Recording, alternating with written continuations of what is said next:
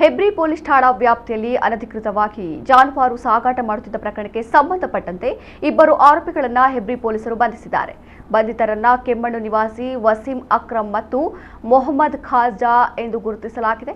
ಆರೋಪಿಗಳ ವಿರುದ್ಧ ಹೆಬ್ರಿ ಪೊಲೀಸ್ ಠಾಣೆಯಲ್ಲಿ ಬಿಎನ್ಎಸ್ ಮತ್ತು ಕೊಲಂ ಪ್ರಾಣಿ ಹಿಂಸಾ ಪ್ರತಿಬಂಧಕ ಕಾಯ್ದೆ ಮತ್ತು ಕರ್ನಾಟಕ ಜಾನುವಾರು ಹತ್ಯೆ ಪ್ರತಿಬಂಧಕ ಮತ್ತು ಸಂರಕ್ಷಣಾ ಕಾಯ್ದೆ 2020 ಅಡಿಯಲ್ಲಿ ಪ್ರಕರಣ ದಾಖಲಿಸಲಾಗಿದೆ. ಆರೋಪಿಗಳನ್ನು ಮಂಗಳೂರು ತಾಲೂಕು ಮೂಡುತೆರಾರ್ ಗ್ರಾಮದ ಗಂಜಿಮಠ ಬಸ್ ನಿಲ್ದಾಣದ ಬಳಿ ದಸ್ತಗಿರಿ ಮಾಡಿ ನ್ಯಾಯಾಲಯಕ್ಕೆ ಹಾಜರುಪಡಿಸಲಾಗಿದೆ.